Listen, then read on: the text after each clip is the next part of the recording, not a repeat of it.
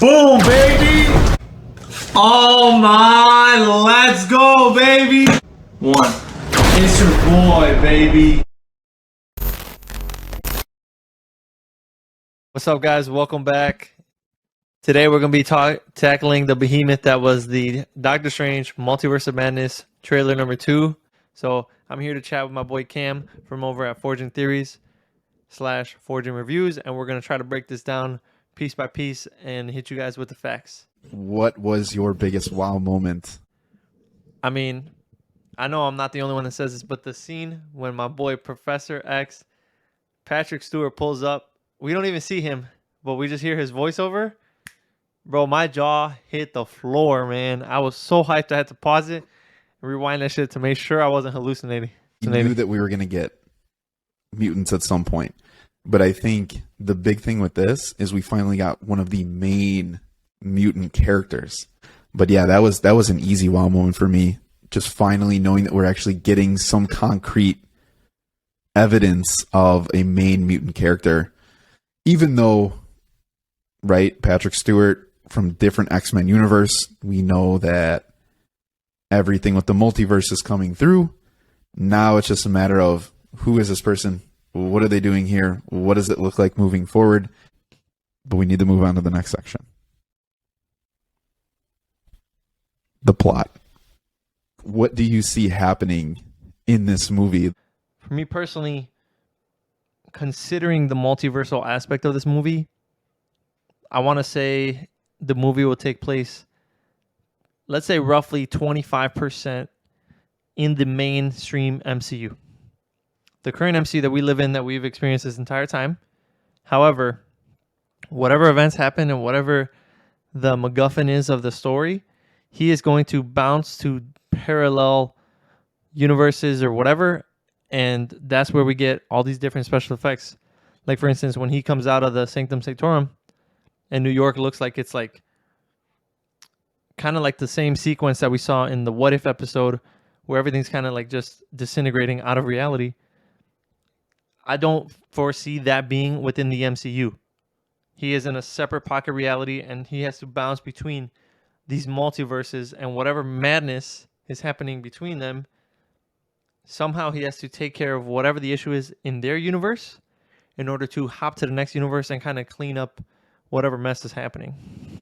Now, for this movie, I think it's something that I haven't seen a lot of people talk about or really mention, and it's Mordo. Mordo is my sleeper for this movie. I'm not the biggest Mordo fan by any means. However, I have a feeling that he is someone who's definitely pulling a lot of strings from the villain aspect of things, posing as someone who's here to aid Doctor Strange and kind of right the wrongs that he's been doing, but he's going to help him right the wrongs versus being the one who's like slapping the handcuffs on him. Like, what do you think the whole Scarlet Witch piece is going to be? Let us say that Wanda goes on this multiversal journey with Doctor Strange. She goes and visits multiple dimensions or whatever, and she comes across a dimension where she meets Magneto. She finds out her father, right? Professor X tells her, this is your father, your brother Pietro, blah, blah, blah, whatever. And he kind of gives her a little glimpse of what life could be like as a mutant, or what he has experienced as a mutant. Potentially maybe like, well, what I would consider the sacred mutant timeline with like the X-Men movies that we've seen. And then she comes back to the end of this movie, surviving everything, defeating her enemies, defeating, whatever threats there were. And she says the line, "Let there be mutants." Talking about scope of her powers, just controlling Westview. She is exponentially stronger and most likely will get even stronger after this movie. And she's going to be introduced to people now with a completely different mindset. Like her mindset is she's lost people, Vision's gone. Like she can be focused on why not get as strong as I possibly can. And I don't think it's out of the question that she will be powerful enough to do exactly what you're saying, a reverse House of M in the MCU. Damn. That's good. But give me a bold post-credit scene prediction. This is going to be my Bro, scratch your own back, Rockstar reach your own style. arms, go for it. furthest reaching post-credit scene. Here we go. All is said and done with the ending of this movie. We see a portal open from the gates of hell. My boy Ghost Rider. Let's go, baby. He just goes like this. Nicolas Cage status. I like that jacket. And then he just says, like, the spirit of vengeance has arrived, or some shit. Like, bro, I mean, you're already setting up so much characters that had to do with, like, the Midnight Suns, Blade, Moon Knight, Black Knight. Bro, you add Ghost Rider into the mix, and you're starting to develop this mystical element. Yep. All right, lock it down, bro. This is the best thing I've said in the I video. could mark the clip, but Remember this shit, because Okay. I'm going to stick with this one. Okay. What about you, bro? We didn't really talk about him much, but you gotta think that Mr. Fantastic and the Fantastic. I know I'm always post-credit scene. Like, I've predicted the Fantastic Four for every freaking movie prediction we've had. Like, I'm like, oh, for sure, this is it. But you know what? Probably not, to be honest with you. You know what I could realistically see? Because the Illuminati, they have the connection with the Kree and the Skrulls and the war and those types of things. Like, I wonder if this would set up some sort of secret invasion type of thing. Or, you know, the multiversal Illuminati or whatever it is, they just get blasted by the Skrulls. Or something along those lines. You know what I mean? Like, we get, like, the real, like, the bad Skrulls that are coming. Like, Super Skrull kind of thing. Okay, let's go. Caliente o frío? Throw me something that makes you nervous, I'll throw you something back. Caliente o frío? Wanda dying in this movie. Ooh. Listen, I'm simply going to go frío because I want to see WandaVision Season 2. No, there's too much. There's too much with Wanda.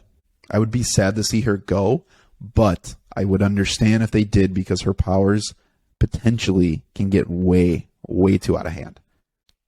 Caliente o frío? They bring back the original Jessica Alba Fantastic Four crew. I'm talking Thing, my guy Chris Evans, whatever his name is, and her.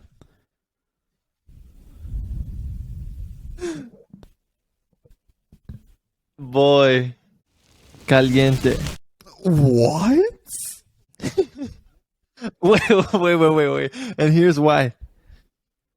This movie, as of right now, looks to be one of the most serious movies in the MCU. You give me a scene where this whole squad pulls up and they get absolutely murked. Like in 10 seconds. Like let's say everybody, they all line up, all four of them, and they just get wrecked.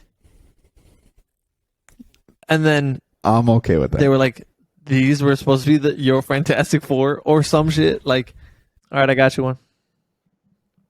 I want to know what you think. Is it caliente or frío that we're going to have another movie with 3 variants of the same character?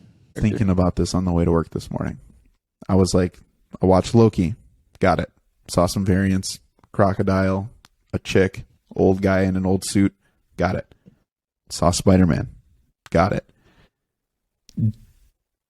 I would say frío because I wasn't the biggest fan of What If.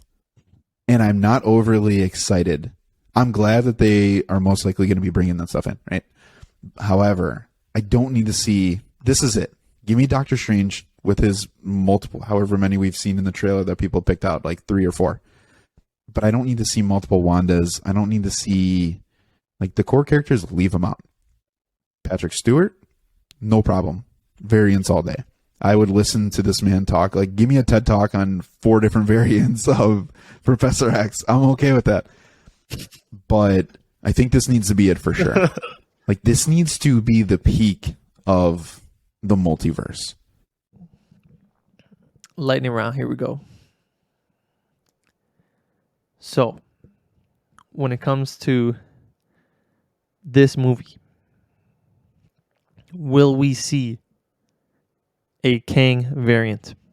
Yes. I think we need to see a Kang variant. I think we need a bigger setup than just He Who Remains from a Loki anticlimactic season finale.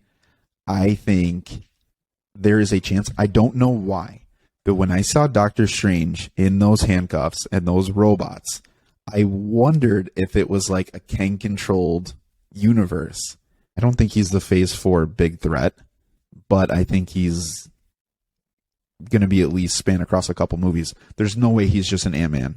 There's no way he's just in Ant-Man and that's it. I don't know. So I'm hoping, yes. Percentage-wise, let's say 45% chance. But listen, this is the first podcast / video of many. We are about to get in the hype season.